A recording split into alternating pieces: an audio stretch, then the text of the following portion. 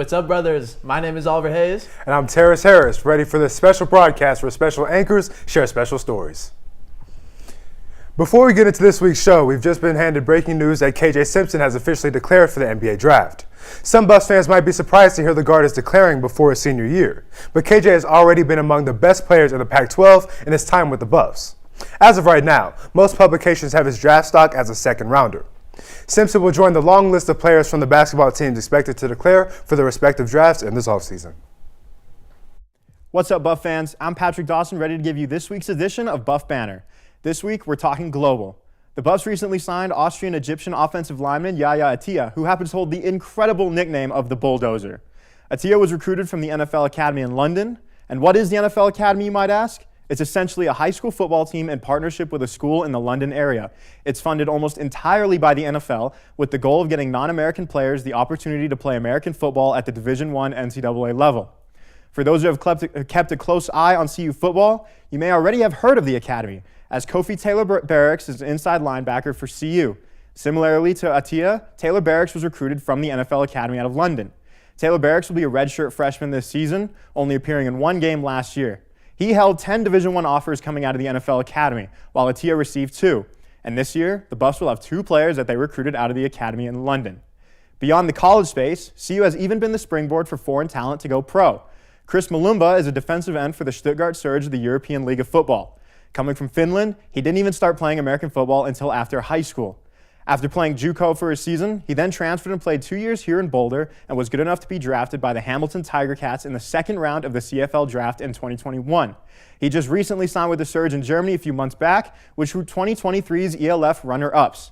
For those who haven't been living under a rock the last few years, it's very apparent that American football is growing globally. With countries like Japan having well-developed college football systems and the creation and success of the European League of Football just 3 years ago, the chances of more and more prospects to come from overseas grows every day. Me personally, I spent almost 3 years playing American football in Germany for a great team called the Twisters from a small little town, Holzgerlingen. Within my own team, I saw the dedication and love for the sport from my former teammates, players who have gone on to an all-state team, and even the national team for Germany. I saw the local community engage with the team and young kids getting their starts in flag football with the hopes of playing tackle football in the future.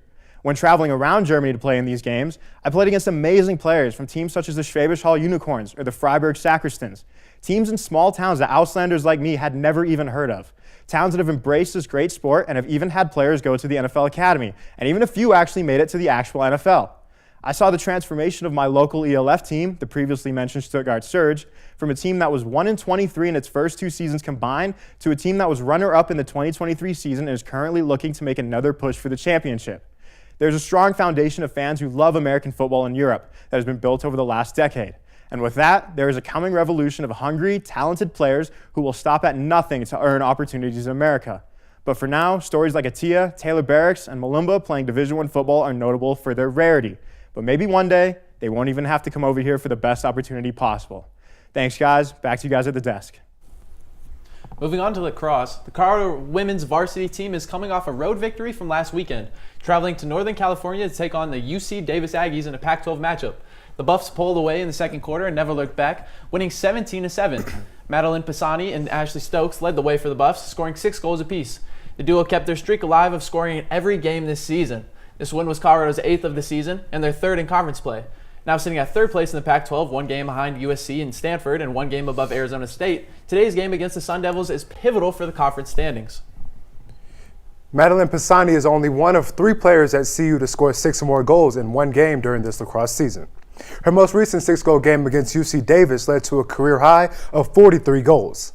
After this performance, Pisani now has the most goals scored in this year's Pac-12 conference.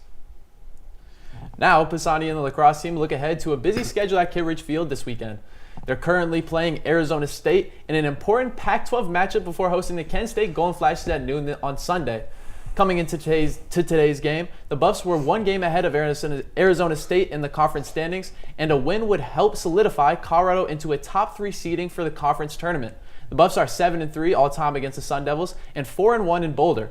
For Sunday's matchup, the Golden Flashes are 5-9 on the season, but are coming off a win against Akron in their latest game. Kent State currently sits at 3rd place in the Middle American Conference, but this matchup is a must-win for Colorado in order to stay on track for next week's massive matchup against USC. The RMWLL Regionals are in Boulder this weekend. The CU Club's women's lacrosse team is placed number 3 out of the 4 teams in the field. They are currently playing their first round game against number 2 Utah Valley. If CU wins that game, they'll move on to the championship game tomorrow at noon at the CU Athletic Fields behind Folsom Field versus either Utah or BYU. If they make it to the championship game, you can find the broadcast right here on the ScoBuff Sports YouTube channel.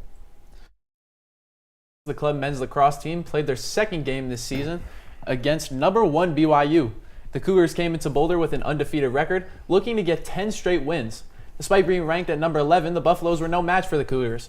CU lost by 6 by a score of 14-8, with the game never becoming a 1-goal game after BYU gained a 2-goal lead at the end of the first quarter. The Buffs lost just their second game since the start of March and look to get back on track against number 5 Utah Valley tomorrow at 1 p.m. at K Ridge Field.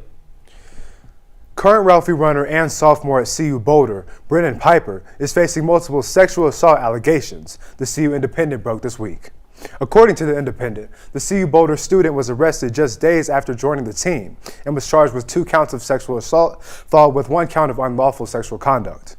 All 3 charges relate to the woman who said she was assaulted, and Piper's attorney denies the allegations. Piper is still on the Ralphie Runner team and ran Ralphie all last football season, even though campus police received the reports of his alleged assault 8 weeks before he joined the team. You can check out the CU Independent for the extended story and all details.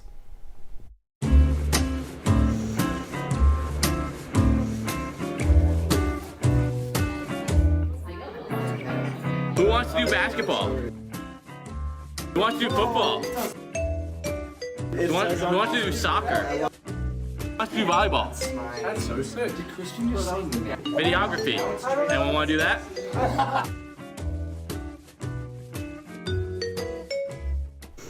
On Monday, Colorado football safety Miles Slesher announced he was entering the transfer portal. The junior transferred from Arkansas to play for the Buffs under Coach Prime last season, recording 17 tackles and helped CU win the first game of the season, stopping TCU's last possession to upset the Horned Frogs. After his game-sealing tackle, Slesher dealt with a number of injuries, only appearing in 3 more contests. The Black and Gold women's soccer team hosted the Colorado Cup this Saturday and won for the 3rd time in a row, making that 8 wins overall for the Buffs. CU won the championship game against Colorado College 1-0, scoring the only goal of the game 7.5 minutes into overtime. This closes out the spring season for the Buffaloes with a powerful win, and we're excited to see them return in the fall. Over the last few weeks, there's been a number of announcements of some players saying goodbye and some surprisingly coming back. One of those returning was Shira James, announcing she is going to use her last year of eligibility and return to CU for a 5th season with the soccer team. To couple with that, we saw another returning announcement from forward Rachel Rosen. After being named team captain for the first time last year as a senior, Rosen was one of 3 players to start all 21 games for the Buffs, including their round 1 game in the NCAA tournament versus Texas A&M. She had 4 shots and 1 goal, which was a game winner on the road against Denver. Her veteran presence will be key for the Buffs, who look to improve on what was relatively disappointing end to the season based on how they kicked things off early in the fall. You can see the Buffs soccer team in action tomorrow on Prenta Field as they face off against Kansas State at 1 p.m. Colorado Club Baseball dropped 2 of the 3 games in the Rocky Mountain Showdown last weekend against the Colorado State Rams at Scott Carpenter Park. Colorado State took Game 1 on Friday night thanks to a complete game from their pitcher, Chase Brickley, who shut down the high-powered Buff offense en route to a 7-1 final score. CU's bats came alive and jumped out 8-3 in the first game of Saturday's Winfield doubleheader, but they couldn't hold the lead and ultimately fell 13-12. Finally, the Black and Gold let their frustrations out to close the set with a dominant 20-7 win, but the series loss places them at 7-5 on the season, 6-3 in conference play, and 3rd place in the Mid-America West region. The baseball team will now face an uphill battle in order to defend their Mid-America regional crown, set to face the Colorado School of Mines this Friday night in a makeup game from their snowed-out series last month. Mines is the only undefeated team left in the Mid-America West, yet have played just 2 conference games due to cancellations. Buffs also trail CSU in the standings, who are 5-1 heading into a 3-game series with Wyoming this weekend. However, with a win on Friday and at least 1 Rams loss, CU would, by win percentage, be back on top of the region. You can catch Friday's crucial bout with Mines right here on the ScoBuff Sports YouTube channel at 8 p.m. Mountain Time. The softball team will be at Scott Carpenter Park again this weekend for their last home series of the season. The Buffs will be hosting the Northern Colorado Bears with a doubleheader on Saturday that starts at 11 a.m. and will end the weekend on Sunday at noon.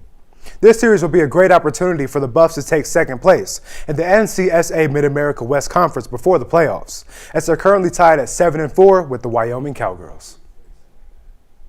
The Colorado men's basketball team hosted their annual end-of-season awards banquet Wednesday night. KJ Simpson was the most notable player of the night, winning 3 awards: the Chauncey Billups MVP Award, the McKinley Wright Award for most assists, and last but not least, the Best Defender Award. The award for Most Improved Player was awarded to Bangot Dak. Tristan Silva and Luke O'Brien were honored the Tebow Family PASS Award, given to players who showcased the most perseverance, attitude, success, and selflessness. Tristan Silva was also awarded the Most Inspirational Award. The last award was awarded to Eddie Lampkin Jr. for the Stephanie Pell Rebounding Award.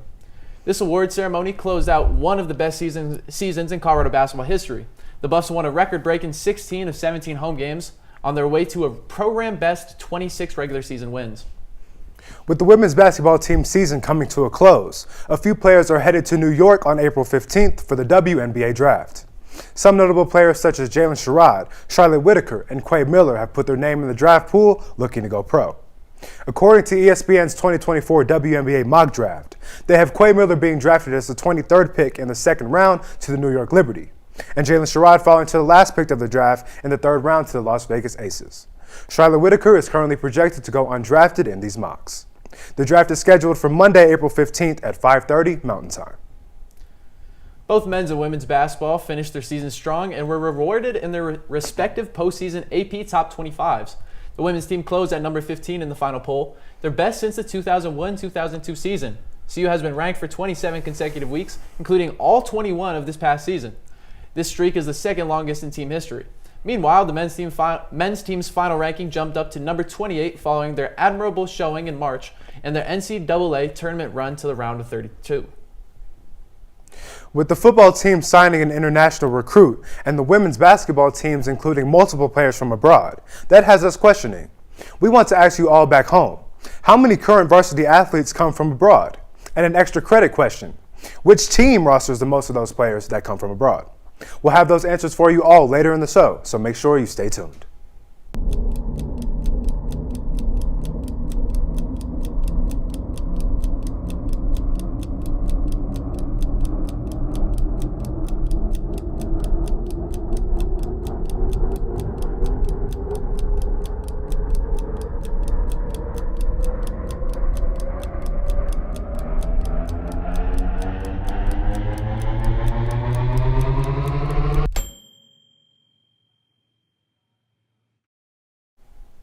The women's hockey team will play a fun-spirited game against alumni this weekend.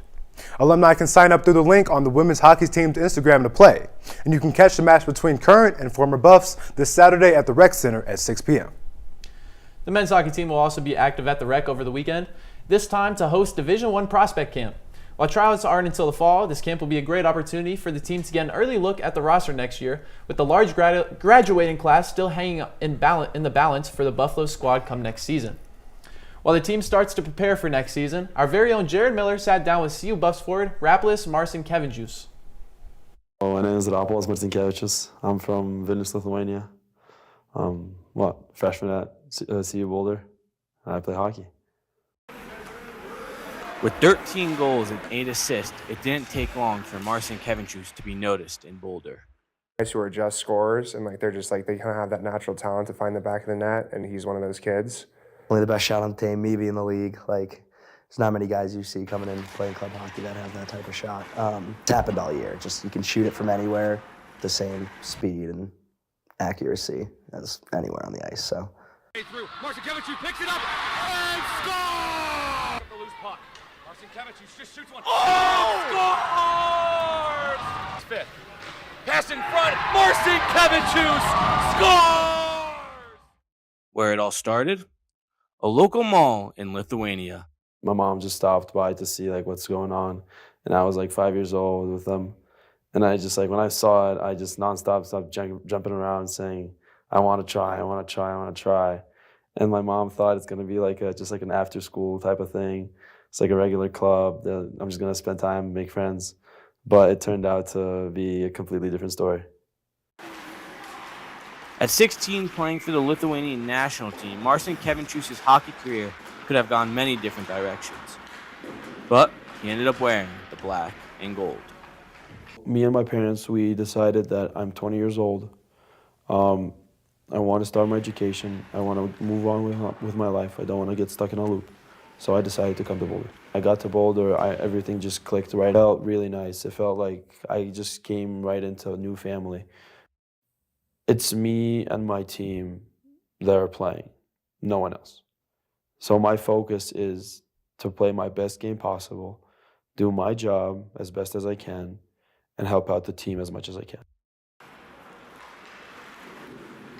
I would definitely see within the next, his next few years here, stepping into a leadership role, stepping into a letter. He's definitely going to be one of the leaders on this team.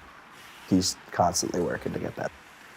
With hockey, I know I can make a change, and I believe that that change will happen. Of a help to the team, rather trying to find something or bring something in. I'm more of a guy that wants the entire team to find our ways and help us progress to reach one day championship. Jared Miller, Go Buff Sports. Thanks, Jared. Moving off the ice, the Buffs track and field team hosted an invitational that was cut short this weekend due to weather during the Day 1 invitational. Despite the last-minute rearranging, the Buffs still showed up with 9 top 3 finishes between the men's and women's events.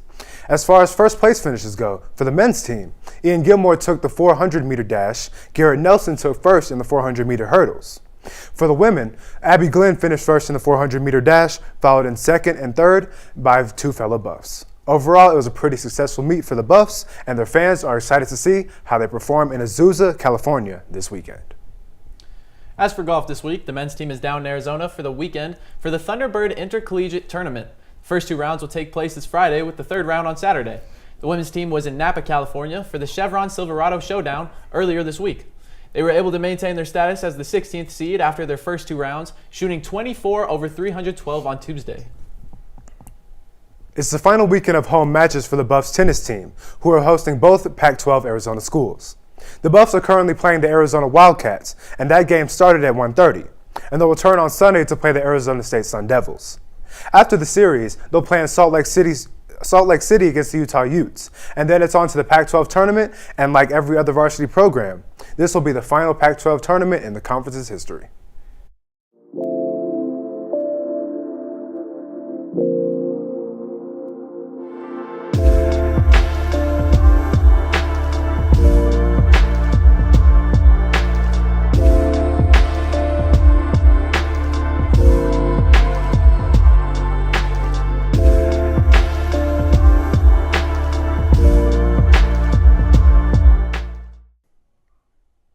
Hey everyone, my name's Alex Roberts and I'll be your host for this week's edition of Rapid Fire. Saturday, men's golf will be in their 3rd round of Arizona State's Thunderbird Intercollegiate event in Phoenix. Also on Saturday, women's and men's track and field will be spending their 3rd day competing at the Brian Clay Invitational in California. On Sunday, you can catch the tennis team as they take on Arizona State in Boulder at CU's South Tennis Courts at 11 a.m. That same day, women's lacrosse will be playing Kent State in Boulder at Kitt Field. You can watch that game on the Pac-12 network, so make sure you tune in. That's it for this week's edition of Rapid Fire. Sending you guys back to the desk. Thanks, Alex. Now, Buffs fans, it's time for a social media post of the week. Earlier this week, Yaya the Bulldozer Atia signed with the Colorado football team from the NFL Academy, a program where overseas American football players can come to the States for an opportunity to make their dreams come true. Posted on the official NFL Academy Instagram earlier today was a picture of Yaya from a couple years ago next to a buffalo. It's really prophetic that Yaya ended up as a Colorado Buffalo years later. This was truly his destiny. Early on in the show, we asked you how many current varsity athletes at CU come from abroad. And as a bonus, we asked which team rosters the most of those players. The answer is, drumroll please, 44. Across all varsity sports, there are 44 student athletes who come from abroad. And for the team that has the most of them, can I please get another drum roll? That answer is the women's ski team, who has 10 athletes coming from outside of the United States. And finally, we extend our condolences to the family of a former Colorado football player, Keith Miller III. Miller was a member of the Buffaloes from 2020 to 2021, where he then transferred to Texas A&M Commerce, becoming a captain of the team this past season. He was 23 years old. The entire CU community is thinking of him and those affected during this time. That's all for this week. My name is Oliver Hayes. And I'm Terris Harris. And as always, you heard it here first.